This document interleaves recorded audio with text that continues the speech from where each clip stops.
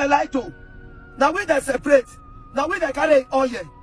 Now we they see make they fight ourselves. If division is not part of the Western plan, why be say before they make us become Nigeria, they don't divide us? Because they don't say united we stand, divided we fall. So what are we? Why are we deceiving ourselves? We say what divide. Now division now go solve this problem. All we need to unite. You see this perspective when the Westerners don't set to run. Now those things they bring us down. That's why I say that even the politicians that they use them against us. Because these same people I go tell us say now outside the rule, now Yoruba the rule. But when they want increase fuel, waiting go favor, they will not go favor us.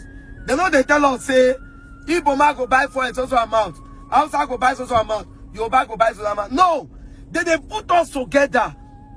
When they want to deal with us, they deal with us together. But when we won't rise to fight against these people, they will not bring the division inside our brain. Now that go tell you say there is power in unity. If unity was not a problem, why that way they hold us as slaves that they use padlock? They padlock our mouth. Because they not say they open the mouth. If all of us discuss together, we can challenge them, we can take over power from there. Now why they lock our mouth? So that mentality of let's divide, it will never take Nigeria out of here we are. Where be say if these politicians, if that they campaign, local government will be safe for their life, they never ever enter. When road not there to go, they go take boats. They go that place, go to the grassroots of that local government. Go introduce yourself to those local government. Say, I'm coming to become your governor. Vote for me. I will give you people bridge. I will unite you people together. Why did they do it? Because they know the power of unity. Where we unite as a nation, as a citizen, as a youth, and face this government, I bet you we will always succeed. So before we go to talk about division, may we first talk about unity. Because now when we unite, we feel come to agreement. Say, okay, we won't divide. If we feel to divide, now true war. The time they fight Biafra war, Nigeria for divide. I hear some Yoruba conservatives say that the Igbos are their major problem in Nigeria. Yoruba conservatives say Igbos, the number one problem Yoruba has in Nigeria are the Igbos. That the Igbos have waged a political and economic war against the Yorubas. The Igbos are trying to dominate the political space, the economic space of the Yorubas. That is the orientation amongst most Yoruba Ronu and Yoruba conservatives. This is a statement from one of their chief Yoruba conservatives. He says, "It is better for Fulanis to be killing us than for an Igbo man to aspire for presidency." He says, I know that the Fulanis are killing us. We know that these guys are chasing our people from our villages. But the main problem we have are the Igbos. Because of the political and economic war, in quote, that they have waged against the Yorubas. I see an Igbo man wanting to go to a place and prosper. I don't see an Igbo man having an agenda. Anybody that would have I'm an Igbo person. Anybody that would have an agenda, for me it would be so strange. Agenda to dominate the political space of Yoruba land, even as popular as Nnamdi Azikiwe was. He was doing his own bidding. He was not doing the bidding of the people. Nobody sent him that message. Whatever he was doing with NCNC was of his own volition. In Igbo land, he is not recognized as it were. Have you been hearing of Nnamdi Azikiwe in Igbo land, where they revere that man as a hero?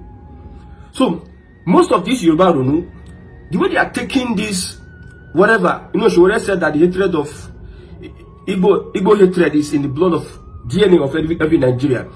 The way they are taking this thing, I think it's misplaced priority. But I think I'm okay with that.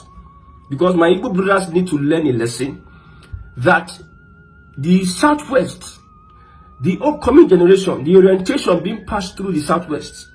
So far, the leader of the Yoruba political movement is Tinubu, and his administration seems to be showing signs of hatred, spewing nepotism and bigotry against the Igbo tribe. It looks so, because since Tinubu became president, I have seen campaigns against the Igbo people. And we need to understand that Yoruba land does not belong to any Igbo man. You are just a visitor. I'm telling you, you are just a visitor. So many people are cooking so many things, propaganda, saying so many things about the Igbos. I understand. There's no tribe that does not have their flaw. There's no tribe that does not have their strength. So I'm urging the Igbos, please. No, Yoruba land is not no man's land. It belongs to indigenous Yorubas own Lagos as of now. If it were in the history time, some time ago, maybe Benin, but people who own Lagos now are Yorubas. Okay, can you become those that say that they own Lagos? Go and become governor of Lagos. If you say you own Lagos, go and become the Oba of Lagos now, or become a local government chairman. Because of this campaign, whatever they were doing, we had Igbos in the Lagos State Assembly. But now, go to the Lagos State Assembly, you hardly find someone who's not a Yoruba or related. But you won't find an Igbo person. I had my friend who was working for somebody in the assembly. My friend, he was working for his brother. His brother was a lawmaker, an Igbo person. But now, you can't find an Igbo person. So we need to understand that the Southwest belongs to Yorubas. And the seed of discord has been planted by the politicians, have been planted. The seed is going down, and they are watering it. The seed is gaining roots and roots and roots, and very soon it will germinate. Igbos need to have a plan, an agenda of trying to bring themselves together. Bring themselves together and look for a way to push Igbo forward, to protect the integrity, protect the heritage of the Igbo man. You should be focused on that. See, those people that are putting all their eggs in one basket, my brother, at the end of the day, you see this seed of bigotry that is planted by some Yoruba politicians will grow one day. This Yoruba Ronu, they are taking over governance in Lagos State and other states. Sometimes I wonder, they said Yoruba Ronu banned. Then I'm beginning to see why they banned Yoruba Ronu then. Because when I say Nigeria must be structured, Yoruba Ronu is important, is instrumental to the structure of Nigeria. Because when they start Ronuing, they Ronu from local government to state government, they Ronu from jobs in the government civil service to the private sector. They start renewing and they start sending other people, making sure other people don't get some positions. Then everybody will now start having sense and be thinking of their fatherland. Then we'll all start renewing when it comes to our mineral resources. Then the Ronu, you see, the Ronu will be in us. Everybody will start renewing. Niger Delta will renew, the Southeast will renew, every region will renew, and everybody will start calling themselves back to their fatherland. So everybody now focused on how you can man your father's house and look for ways to build it. I know the way this Yoruba Runu is not supposed, but Jonathan says that you can wake somebody that is sleeping, but you cannot wake somebody that is pretending to sleep. So who am I to start saying, Yoruba Runu, you're not supposed to do this, you're not supposed to do that? Keep going on. It will help some Igbos come to their senses. Well, the way these people are behaving, we need to have a meeting on how we can develop our land. So, whether it is blessing in disguise, or whether it is a way God will use to make sure the coconut and the strong head of some Igbo people, it will reset. I just pray Tinubu is able to restructure this Nigeria. Because the Northerners are coming. The Fulanis are coming. After Tinubu's 8 years, you see, they will pay in the same coin of this hatred and bigotry we are planting each other. It's unfortunate that you can't talk to some people because they feel that you can't talk to them. The main problem we have is the Fulani in the southern part of Nigeria. But yet, some people want to believe it's Igbos. They want to just believe it's Igbos. What is there? Igbo does not come to invade your land. They come, they buy, they follow the rules. The importations that Igbos are importing, are they the ones at the custom? The businesses that they are doing, most of them are at the mercy of custom officers. And these custom officers are mostly from the north. There's a Yoruba person there now. The regulatory bodies are Yorubas. How would Igbos take over somebody You see, one thing about democracy, and democracy, if you are really practicing democracy, you don't really need to look at somebody whether he's Igbo. Democracy is a free thinking society. But it seems like politicians have realized that if they practice democracy, most of them will not be in power. The real people will be voted.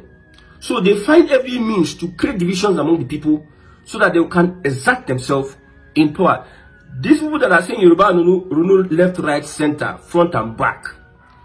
5, 6, 7, 8 years ago, they were not talking about Yoruba Runu or protecting Yoruba heritage. If you are really you are fighting for Yoruba, there are things you need to do than even looking at Igbos. Igbos come to a society, there's healthy competition. They bring healthy competition amongst the people. For instance, I work in an office. We have 3 Igbos or 4 Igbos, 7 Yoruba people. The Igbos are committed. They strive to do well, better, and by competence, they grow the ladder. Of course, by competence, they grow. So it is a competitive. When Igbos go to a place and they are competitive.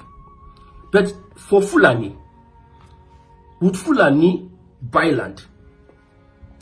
Will Fulani compete with you? Will Fulani contribute to your society? But somebody will open his mouth and say, it is better for Fulanis to be killing us than for an Igbo man to aspire for presidency. And it went viral. Yorubas are sitting looking at that. See, I don't care about who is doing Yoruba Runu. I don't care about you are being conservative. I love conservatism, protecting your cultural heritage. I support it from Yorubas, Hausas, whoever. If you cannot protect your culture and heritage, man, you are gone, you are lost. But that does not mean that you don't look at things. See, you are not an island. You are not an island. You see, most countries cannot survive alone. They need a bridge, a relationship with others. But since you are trying to cut everybody and stay alone, you are giving impressions like this and that. It's unfortunate. Now, Ibadan media people have carried out this news, a different report. This is from somebody, I will not call his name. He said, breaking news, Anambra has requested that all non-indigens and non-residents in Nokwa, Anambra, to pick up non-indigen and tenancy agreement forms or leave their Igbo land. This conservative or Yoruba Runu is saying, I often say people who preach liberalism to you in your land are practicing conservatism in theirs. Just for a moment, imagine how the Igbos will react if the same action were taken across Yoruba land. Very good one. But when you look at the information, the video that is being played, the man spoke in Igbo. But before I tell you what the man is saying in Igbo language, let me go back to this report in Vanguard in Anambra State when we had insecurity rampant. Insecurity rampant in Anambra State. Okay? This is Vanguard. Vanguard says 15 Anambra local government areas declared insecure by residents and non-indigens. 15 Anambra local government areas. This is December 16th, 2024. So non-indigens have come to say that 15 local government areas declared insecure. Let me read it. Non-indigens residing in Anambra State have raised concerns over escalating insecurity, declaring 15 out of the state's 21 local government areas as unsafe. Who is speaking? Speaking through their chairman, Alhaji Abubakar Sani, and Secretary Chief Adebayo Adewusi, the group called on Governor Chukwuma Soludo to declare a state of emergency in the affected areas. They expressed particular worry about the deteriorating security situation in Onitsha, once considered relatively safe, which has recently come under attack by kidnappers and other criminals. Let's go back to the video that an Ibadan media person decided to use for agenda. You know, when they say let's cook bigotry, they twist the information. Now in Nokwa, they are telling non-indigens to go and get tenancy form to identify the people, non-indigens, not whether Igbo House or Yoruba, non-indigens Inokwa, indigens are there. It has to be Igbo, it has to be Yoruba, Hausa, Fulani, non-indigens of that state. Go and get this form to identify yourself. Let us know the number of persons in this community, in this place, so that we can be able to know how the insecurity is happening, who and who. When somebody comes from outside into this place to commit any crime, we have data of people in that Nokwa community. But yet, you see, some people want to see it from the lens of what they want to see it. I'm not against you seeing it. You might have so many reasons why you need to see it from that lens. But I'm telling you, this correct information is about insecurity. Insecurity in that Nokwa, Anambra State. It is not the whole Anambra State, particular place. So they want to identify. If you're talking about Lagos State, if you're talking about indigens, because the man said, if we tell Igbos to do the same thing, you see how he twisted it? The information is about non-indigens, whether Igbos, Edo, whoever. Identify yourself. It was not directed at a particular tribe. So if you are doing that in Lagos or in the Southwest, non-indigens in Lagos also has to do with Yorubas that are not from Lagos. So if you are trying to use that mentality, try to misinform people, I understand. It's only people that are not intelligent enough who just see it as, okay, I'm able to, what is better? What is Shekini? What is Shekini? I was shaking. You understand? Me, I'm even praying for Nigeria to restructure so that everybody will find level. You understand? So that we also understand. This Yoruba, I don't know. I see the way they are going. I love it. I love it. The Fulani are there. They are looking at us. They are laughing at us. It is north and south. Instead of south to find a way of solidifying their base, building relationships, the Fulani and co will be planting discord amongst Yoruba and Igbo so that they can have their way. You can see how they are threatening Tinubu, saying all sorts of things against Tinubu. Look at this statement is from somebody. We decided to give South power in 2023. These are nothing I'm saying. We decided to give South power in 2023. If they don't do well, we will take it back in 2027. This is from Erufai. So who is South? South, Southwest, Southeast, and whoever. So instead of the southern part of Nigeria to come together as one block, but because politicians are myopic, they think that some people think that they can use Nigeria and dump Nigeria. No, it's not. It's not that possible. See, if you want to play that smart, it's not going to be possible. Because I know that the agenda of the Southwest is to use Nigeria and dump Nigeria. But you cannot leave Nigeria when there should be a reciprocatory action. The Fulani will never want anybody to divide Nigeria. But now, even with the position of the Igbos in this mere geographical expression, we are still supporting a Tinubu. Even though it is very hard for us to support a Tinubu, we are still supporting a Tinubu for restructuring Nigeria. It pains us so much that this guy is neglecting the Southeast. A lot of is joining hands with other people to make sure that the Southeast is a place whereby we don't have that development we aspire for. Even though we know that, we still want him to restructure Nigeria. If you do not restructure Nigeria, these Fulanis will come over 8 years and take over power. But I trust Tinubu to do some things. I trust him to do some things. Take over power. Since we want to have hatred for ourselves, let us have hatred for ourselves. I'm not part of you, those that I tell you, me, I'm a Christian, number one. Very, very, very, very good Christian. I have no hatred for anybody. But I speak with logic. I have no hatred. Anybody whatsoever. Whatsoever. I had an argument with some of my Igbo brothers today. They were saying all sorts of things that Igbo this, Igbo that. I told them, do you know that Lagos State has oil? Lagos State has oil more than Abia State. They were shocked. They will say, why would I say such a thing? I'm an Igbo person. I'll be saying such a thing. Blah, blah, blah, blah, blah. Southwest has oil. Yes, Lagos State, do your research. So I'm not somebody that will come and be because of this. See, where I'm from, everybody born in my village is entitled to wear this. This has a significance. They call us one nuku in Sukwato. It's significant. I'm a thoroughbred Igbo man that wants the better for humanity first and for my ethnicity, my society.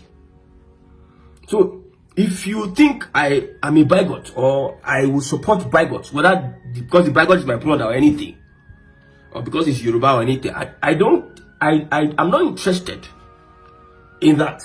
What I'm saying is that for the lives of people to get better, we need to support a system that will work. Nigeria's unity will not work, my brother. See, I used to believe Nigeria will work, like this union will work. But I looked at it, Nigeria will not work. We are not one. The people playing this bigotry on social media, they are young people, 22, 24, 25, 26. These are not old people. We have the old set, the Onanuga and Co. Even Onanuga, we know that one, most of the old people are trying to step back away from it because they are seeing life from that perspective. But the young people are the one pushing this bigotry, and politicians are aiding them because it's going to help their political career. Their political career. The problem we have is class society. Whether Tinubu does well or not, it is only the upper class in Yoruba land that will benefit. You, the masses, will not benefit as you are supposed to. Look at how you bastardize education. Okay, someone believes that you build school building and education. If you see schools that produce best students, look at the quality of teachers and look at the quality of curriculum and some of the things they do. Look beyond the school. For now, I will give kudos to federal government schools. The best public institution, I believe, personally.